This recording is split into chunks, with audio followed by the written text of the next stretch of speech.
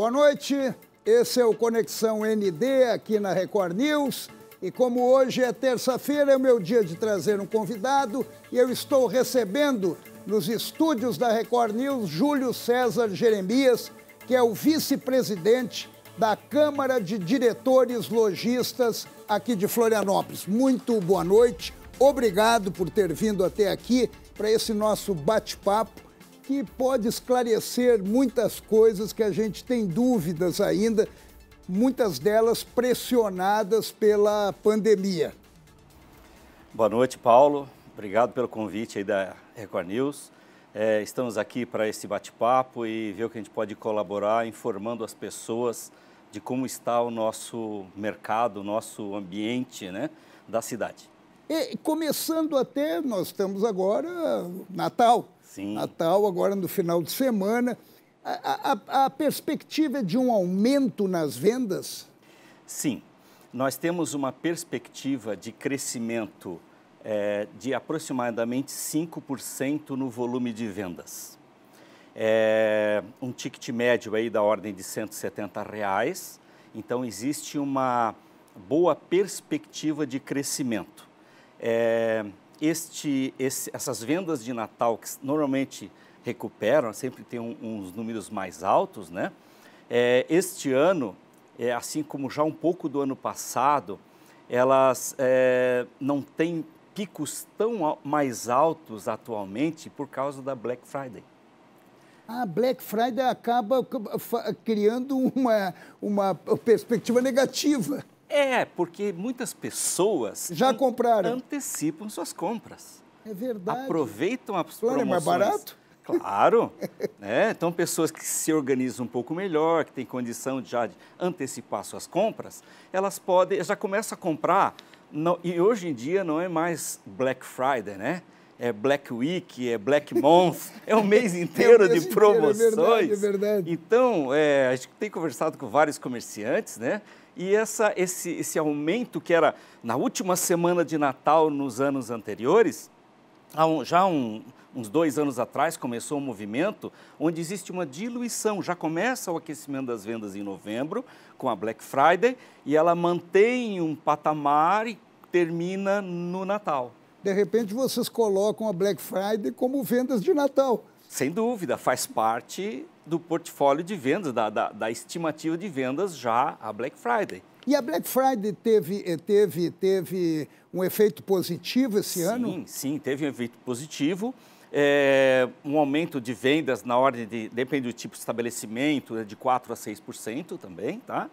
E aí, um fenômeno interessante, né? Que até fui dar uma entrevista no centro da cidade e o repórter nos perguntou: cadê aquelas filas gigantes que haviam antigamente? Simples. De novo, o fenômeno da diluição. É Black Week na maior parte dos estabelecimentos. Então, não tem mais aquele estresse, não, tem que ser hoje, porque hoje, como lá nos Estados Unidos, é um dia só, né? Que tem aquela... Sexta-feira Negra mesmo, aquele movimento. No Brasil foi assim um tempo, mas se viu que era pior, porque o estabelecimento não conseguia entregar de forma adequada, atender os clientes de forma adequada, e as pessoas ficam chateadas porque estavam na fila. O Black Friday, de repente, começa antes do Black Friday. O Black Week. A pessoa chega para comprar no Black Friday, agora já não tem mais. Às vezes não tem mais, mas é difícil, né? Porque os estabelecimentos se programam, se organizam para ter um estoque bem razoável, né? E atender todo mundo, né? Mas isso prejudica ou favorece? Não, eu acho que favorece. Favorece porque tem mais dias de promoção. E os estabelecimentos que se organizam, eles conseguem trabalhar melhor no atendimento ao cliente e no planejamento dos seus estoques, né? Porque você estocar tudo para um dia só, para uma semana só, é complicado. Então, já começa a vender na Black Friday, diminui um pouco depois daquela semana, e depois volta nas últimas semanas antes do Natal, e aí termina o ano, fecha o ano, né? Isso é bom porque há uma distribuição. O estabelecimento atende melhor o cliente e o cliente não pega tanta fila. E produto tem, é só questão de organizar o estoque, né? Agora, Júlio, eu tenho uma curiosidade. Nós estamos passando por uma situação bem delicada em relação a desemprego, em relação à perda de poder de compra das pessoas. E, de repente, a gente se depara com um aumento de vendas. Qual é o fenômeno aí? Um pouco é a própria inflação, né? São crescimentos numéricos que, às vezes, depende do mercado, tem que ser descontada a inflação. Isso é uma coisa importante. A segunda coisa é que muitas pessoas represaram compras em função da insegurança da pandemia. Pessoas que não sabiam se iam estar empregadas no dia seguinte, elas deixaram de gastar. E aí, uma época mais importante, como no Natal, ou um evento mais importante, elas se dispõem a usar aquele recurso. O evento mais importante é o Natal, ou o Dia das Mães, ou o Dia dos Namorados também é forte, né? O mais forte é o Natal, aí seguido do Dia das Mães e o Dia dos Namorados. Dia dos Pais, coitadinhos. Coitadinho, nós. Fica para depois. Não, mas o importante é que os filhos lembrem da gente, né? Isso é fundamental. Agora eu lhe pergunto o seguinte, falou que de repente eles represaram, eles seguraram até por uma questão de sobrevivência. Exatamente. E isso o que significa? Isso afeta diretamente o comércio. Sim. De que maneira a pandemia afetou? Olha, Paulo, além do fechamento temporário de algumas empresas, de alguns estabelecimentos, que gerou insegurança, gerou desemprego, gerou muito problema, teve também a mudança de comportamento das pessoas, né? As pessoas, usando um pouco da tecnologia, começaram a perceber que elas não precisavam sair de casa para algumas coisas, né? Então, por exemplo, o comércio era muito centrado aqui no centro da cidade. Com as pessoas não podendo sair, elas começaram, e até muitas vezes teve um período grande que não tinha nem ônibus, né? As pessoas começaram a valorizar os comércios de bairro. Então, além daquele primeiro impacto de estabelecimento fechado, gente com salário reduzido, funcionário demitido, ainda teve a mudança de costume. Então, pessoas pararam de se deslocar no centro, houve uma queda de movimento significativo no centro.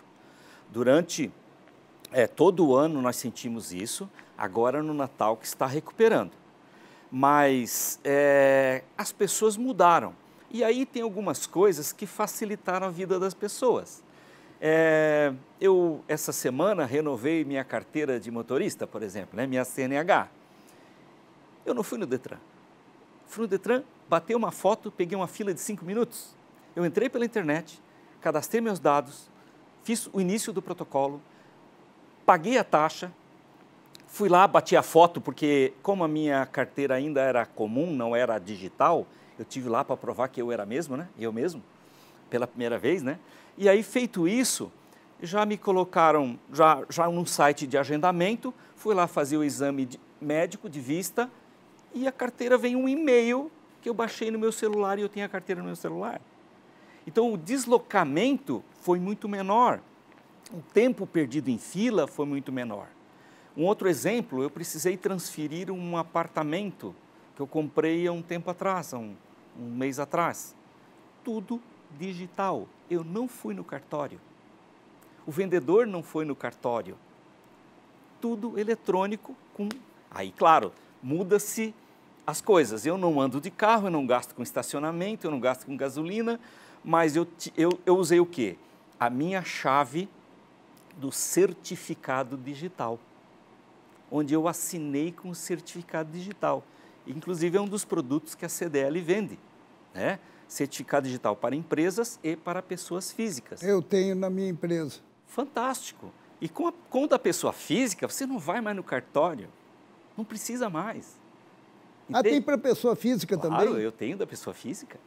Então, eu vou assinar um contrato de aluguel, eu assino com o meu da pessoa física. Ou de compra sem e venda. precisar ir ao cartório. Exatamente. Então, essas mudanças tecnológicas, claro que tem todo um aparato, né?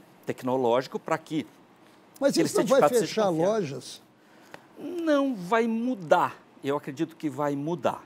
Vai mudar a cabeça do lojista, a maneira de ele se relacionar com o Com o cliente? cliente, exatamente. Porque uma venda, ela é, vamos dizer, ela é promovida por diversas situações.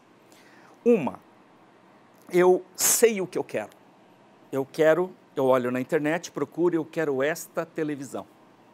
Então eu posso ir em vários sites, escolher, comparar preços e submeter um pedido num site de compras e receber em casa.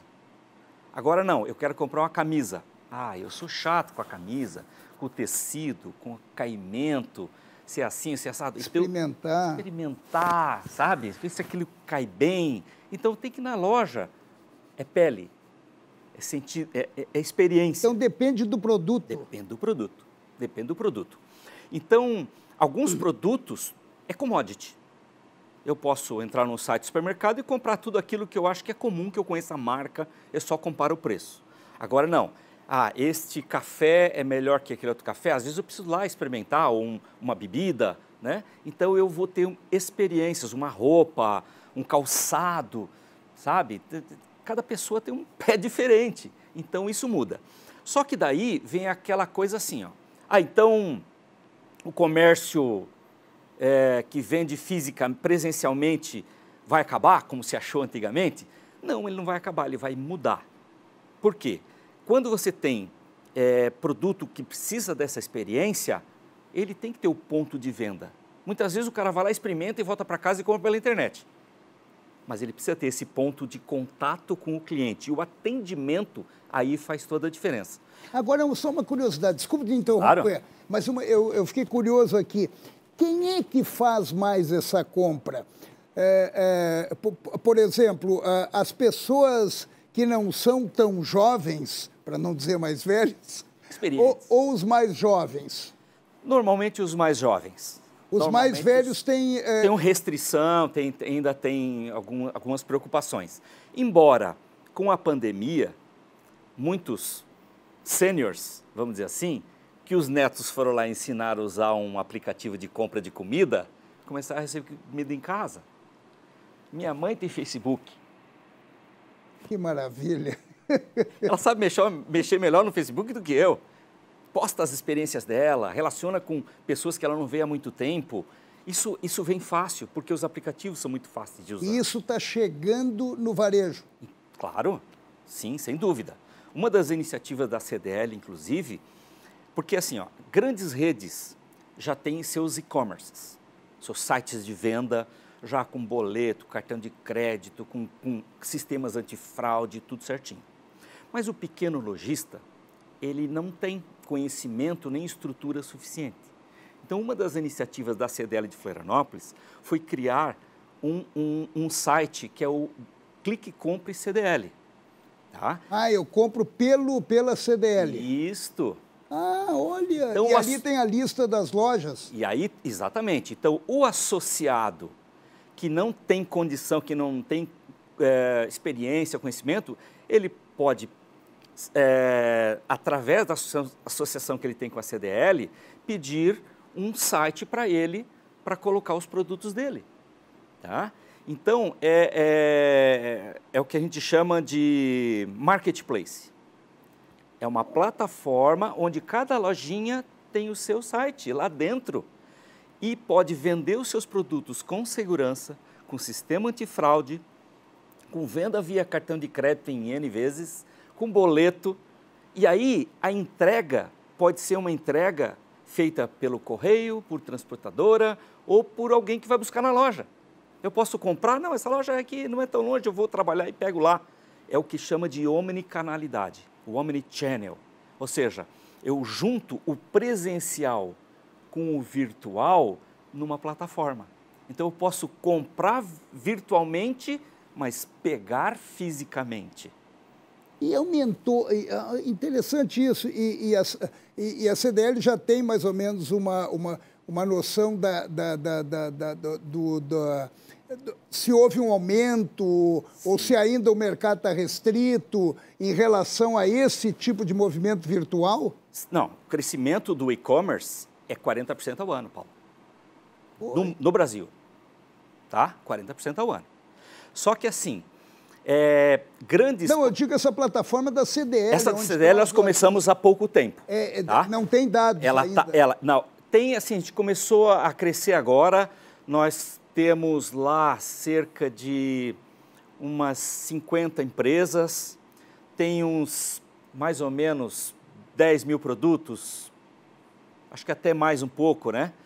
De produtos cadastrados. E cada lojista vai lá, é uma ótica, ele vai lá e mesmo pega a foto do óculos, coloca lá, cadastra, a gente ensina ele a fazer isso. Não, e a CDL, até eu estou colocando isso quando a gente fez a colocação anterior das pessoas mais velhas, as pessoas mais jovens. As pessoas mais velhas, de repente, têm alguma restrição. Mas quando você tem uma entidade por trás, confiança, ela dá uma credibilidade maior e ela lhe leva até a fazer e efetuar uma compra. Exatamente. Assim. Como tá garantido aquilo pela CDL, né? Então a CDL ajuda o lojista a implantar e dá confiabilidade. Se houve uma fraude, coisa assim, a gente banca. A CDL banca? A CDL banca. Por quê? A gente contratou um sistema antifraude. E a gente repassa isso. Esse sistema antifraude vai dizer assim, olha, esse cara está comprando aqui, pediu para entregar em tal lugar. Esse não é o endereço dele. Vamos confirmar melhor isso. Entendeu? Esse cara fez 3 tentativas ao mesmo tempo. Opa, tem uma coisa errada. Então tem todo um ambiente de tipo segurança. Os bancos com os cartões de crédito, né? Exatamente. Então, quando existe uma suspeita, o sistema antifraude bota numa cestinha separada. A gente tá praticamente fechando esse primeiro bloco. Eu tenho umas curiosidades ainda, voltando àquele assunto da dificuldade que a pandemia impôs a todos nós. E eu tenho uma curiosidade, as compras de Natal estão aumentando. Mas que tipo de compra? As pessoas estão comprando produtos mais caros, produtos mais baratos, estão comprando menos, mas no cômputo geral dá o aumento do aumento das vendas, mas isso eu gostaria que você me respondesse. Daqui a pouquinho a gente vai fazer um breve intervalo e já volta com o Júlio César Jeremias, o vice-presidente da CDL aqui de Florianópolis. É rapidinho.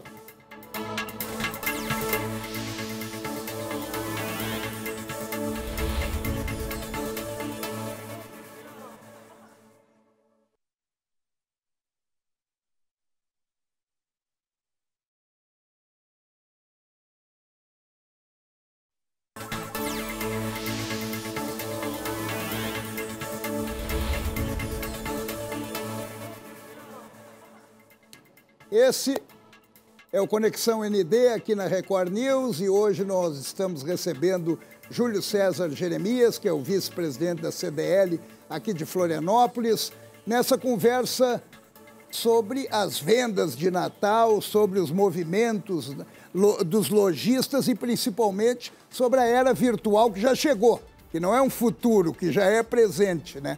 E eu lhe perguntei agora há pouco em relação às vendas de Natal, que o senhor falou que vai ter um incremento de 5% a 6%, é mais ou menos a expectativa que se tem, mas as pessoas estão gastando mais, ou melhor, as pessoas estão comprando presentes mais baratos? O perfil dos presentes é similar ao do ano passado. Ainda existe uma concentração grande, uns 35% entre roupas e calçados, cerca de uns 15% a 20% em eletroeletrônicos, tem mais uns 12% entre brinquedos e outras coisas assim. Mas o perfil não mudou muito, tá? O que mudou, e o ticket médio aumentou um pouquinho por causa do volume total, mas o que está aumentando realmente é o volume total. Tá? O perfil não mudou muito, apesar de a forma como as pessoas comprarem está um pouco diferente, está mais informatizada, vamos dizer, está mais eletrônica. Isso que acabamos de falar. Exatamente. Agora há pouco no primeiro bloco. Mais gente, no mínimo, comparando e muitas vezes comprando via internet. E a tendência, isso é Legal. evoluir. Sim, sim. E evoluindo, muda também o perfil do profissional que trabalha, que é o lojista. Sem dúvida. E que profissional, desculpe, que profissional do futuro é esse? Este profissional, ele vai ter que ser mais um consultor, tem que conhecer muito do produto e da experiência que ele vai passar para o cliente, do que um simples vendedor, tirador de pedido. Não é mais assim, ó, me dá isso, pronto, tira o pedido. Não, ele tem que aconselhar. Está qualificando, então. Bastante. Profissionalizando. Profissionalizando. Então está fechando. Está fechando. Por quê? Dependendo do segmento, ele tem que conhecer um pouco ou bastante mais do produto dele. E também, até tem a gente participou de um projeto aqui da prefeitura, que é o Floripa Mais Empregos. Foi uma iniciativa onde a CDL e várias outras entidades colaboraram, opinando e oferecendo treinamento, porque existe uma carência de mão de obra muito grande, principalmente na área de tecnologia, né? E em algumas áreas de vendas. Que área de vendas são essas? Nas que precisa de mais especialidade. Então, o vendedor tem que ser um consultor, um aconselhador, a venda passa a ser uma consequência. E toda a questão dos soft skills, como a gente chama, que é a empatia, o entender o que o cliente realmente está querendo. Porque é comum chegar numa loja, tá olhando e aí o vendedor vem te abordar, né? E não, estou só dando uma olhadinha. Bem, mas daquela olhadinha pode sair uma venda legal, alguma coisa que ele pode despertar o interesse. Então, como conduzir, como saber, como atender bem o cliente. Sem espantar o cliente. Sem espantar. Recebê-lo porta dentro e não abordar drasticamente o cliente. E aí, não fazer daquela venda uma obrigação. Tem que ser um prazer. Ele tem que estar ali porque gosta. E a gente percebe essa evolução. Essa evolução que tem muito a ver com a tecnologia. Tem determinadas lojas que você entra e, de repente, os vendedores vêm todos para cima de você, até lhe assusta. Tem outras lojas que você entra e ele lhe deixa mais à vontade, até um determinado momento que você está lá dentro, daí ele vem lhe dar uma certa assistência. E é uma linguagem diferente, realmente. É diferente. Então, isso é necessário. Tem pessoas que têm isso nato, né? Mas você pode formar as pessoas para entender o momento de cada pessoa que entra na sua loja. E como é que está a situação do emprego em função da pandemia? Olha, no começo, lá em 2020, houve uma queda de emprego muito grande, né? Assim, nos primeiros 2 meses ali, Florianópolis perdeu 2.000 empregos, assim, de uma hora para outra, né? Com o passar do tempo, as empresas começaram a reabrir, o transporte voltou a funcionar e aí começou a haver uma recuperação. Então, a gente já terminou 2020 com uma sensação positiva de recuperação. Como teve aquela segunda onda da pandemia ali depois de novembro, depois das festas de fim de ano, então a coisa teve que dar uma fechadinha de novo, houve um pessimismo. E aí as empresas ficaram, porque muitas empresas fecharam de vez, não existem mais. Outras reduziram o quadro, outras se adaptaram, outras cresceram. Muitas cresceram, porque apareceram oportunidades que não existiam antigamente. E aí, o momento atual é um momento de recuperação dos empregos próximo, em alguns setores, até superior ao que se tinha em 2019. Agora, se ocorrer o que está ocorrendo hoje na Europa, que estão fechando tudo por lá, se voltar a acontecer isso por aqui, vai ser uma catástrofe. Vai ser uma tragédia. Vai ser uma catástrofe. Por quê? Porque, em fechando de novo, e aí criando aquela expectativa de quando vai fechar a próxima vez de novo, as pessoas vão ficar muito assustadas, as empresas, os empresários vão correr do risco. Essa é a verdade. Então, há que se entender o que vai acontecer e se buscar um pouco mais de equilíbrio. Acho que equilíbrio é a palavra-chave. você não precisa escolher... Sim, a cada variante fechar tudo, daí ninguém aguenta. Pois é, não dá. Então, assim, o equilíbrio entre a economia e a saúde. Algum risco a gente sempre tem que correr, né? A gente quer correr o menor risco possível. Mas não da maneira como ocorreu. Como ocorreu. Eu até, assim, entendo a preocupação dos governantes na época, como tudo era desconhecido, né? O medo deles de causar mortes e filas na frente das UTIs era muito grande. E esses governantes já deviam, em relação à saúde, né? Imagina... Sempre teve fila de UTI, né, Paulo? Sempre. Não é de hoje esse É fenômeno. verdade. Né? Então, eles já estão devendo. Já ainda estão por cima devendo. veio uma pandemia. Isso. Então, houve uma adaptação, muitos leitos foram criados, alguns já foram até fechados por conta de que já não tem tanta necessidade, né? Vê, a curva é muito descendente, né? Nós estamos num ponto muito positivo, né? Então, agora há que se entender e procurar não sair fechando tudo de novo. Eu acho que tem que medir, acompanhar e um pouco mais de bom senso, de equilíbrio para tomar a decisão com mais dados, na hora certa, para não causar problemas maiores do que a própria doença, né? Júlio, você estava me falando aqui no intervalo que o comércio está numa espécie de um V do Guedes. Sim. Podia explicar melhor isso? Claro. É que quando, lá no começo da pandemia, fechou, né? Muitas empresas fecharam em definitivo e algumas fecharam temporariamente. E aí, todo mundo foi para casa, se recolheu, muita gente mudou o perfil do trabalho, foi para home office, né?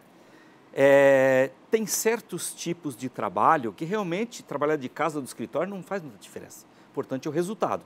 Então, as empresas tiveram que se adaptar a aprender como medir o desempenho dos seus funcionários, dos seus colaboradores, pelo resultado e não mais por bater ponto.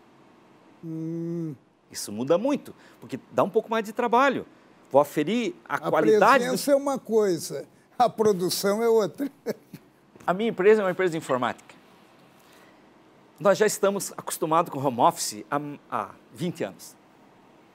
Desde que começou a internet, antes da internet já tinha umas linhas de escada, umas coisas assim. A informática é resultado. Informática é resultado. Então, o cliente está satisfeito, está funcionando, o faturamento está legal, está tudo certo, pode ir para a praia, pode ficar de pijama, desde que se eu precisar eu possa te achar. Tem aquela coisa assim. E voltando para a história do V, as pessoas, como mudaram os seus costumes, muita gente ficou em casa produzindo igual ou melhor de casa. Então, muitos segmentos, as vendas caíram muito. Mas, aos poucos, as pessoas não aguentam mais ficar em casa. E começa a se mover de novo. E aí, começa a recuperação destes segmentos mais prejudicados. Os segmentos tradicionais, supermercado, ou até uma loja de roupa, mais essenciais, né, produtos mais comuns, farmácias, isso voltou logo, né? Nem parou.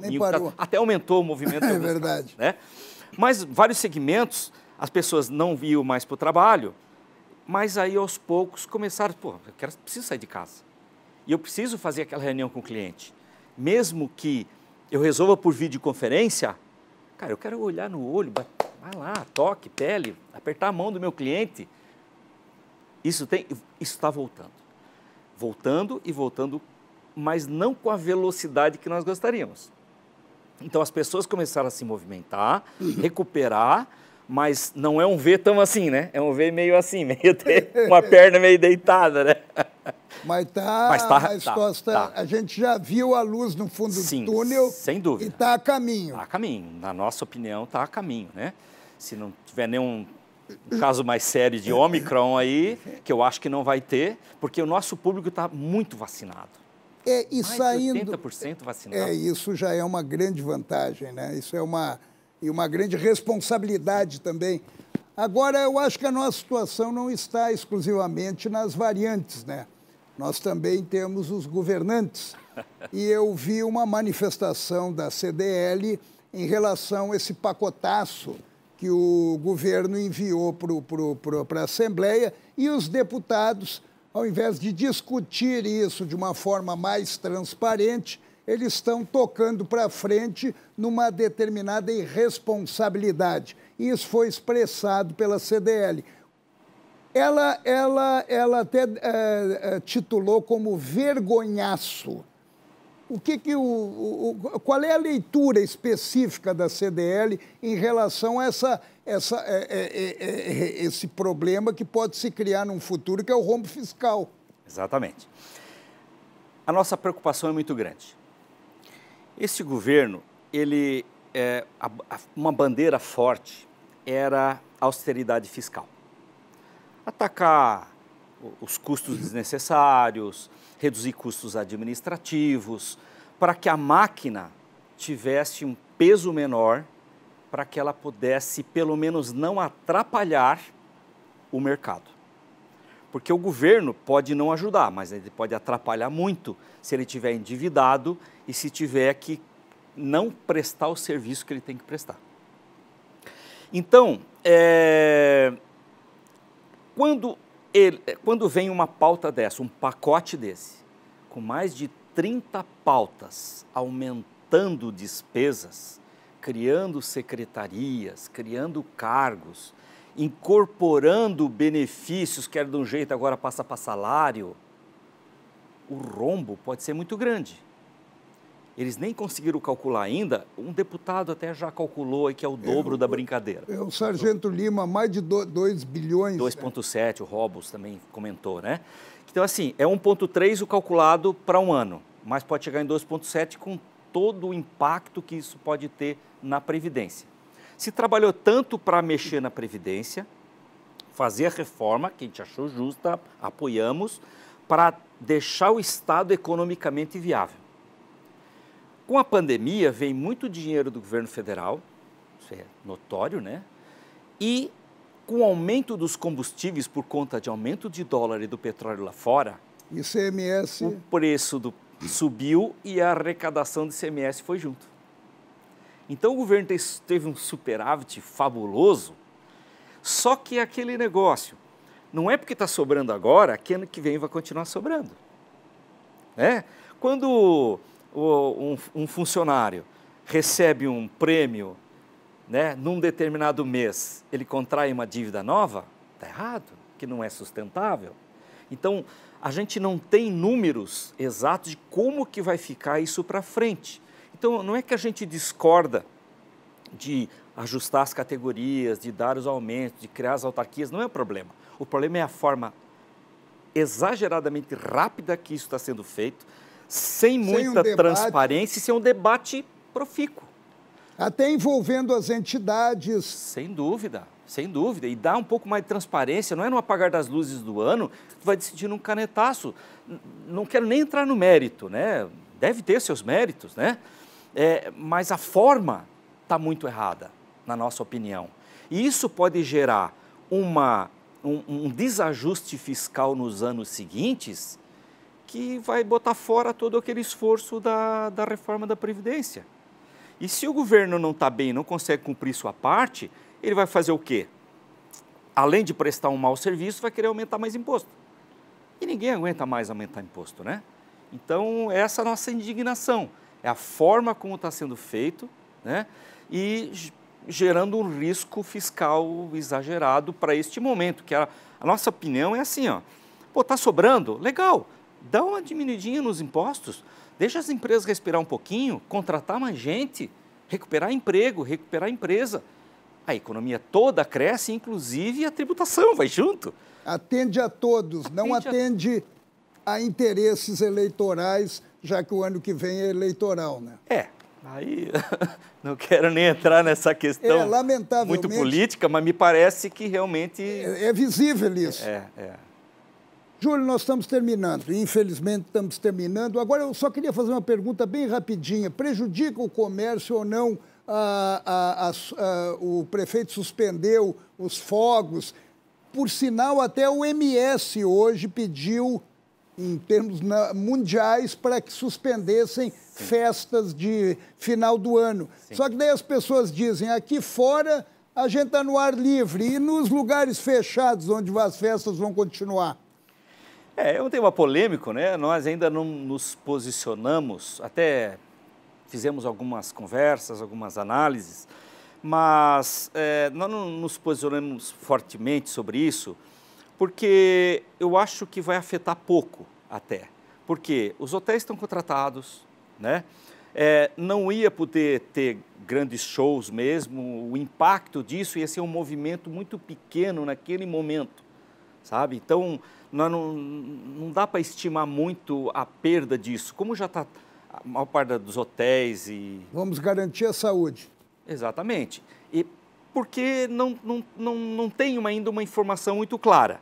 Nós ficamos tristes, sim, sem dúvida, nós gostaríamos que com os números que nós estamos, com o estado todo e azulzinho lá no mapa da crise, eu acho que poderia ser feito, mas como a prefeitura não se sentiu confortável em controlar, eu acho que a gente tem que respeitar, está decidido, não tem muito como bater nisso. Vamos torcer que 22 para 23 a gente consiga, né? Júlio, muito obrigado por sua presença aqui no Conexão ND, obrigado pelos seus esclarecimentos e pelo que eu percebi, a nossa loja do futuro é a loja virtual e é a tendência natural e os profissionais da área têm que se especializar para garantir o seu espaço. E obrigado você que nos acompanhou até aqui no Conexão ND e terça-feira, aproveitando, é claro, um Feliz Natal maravilhoso, até porque eu só volto terça-feira que vem. Beijo, obrigado!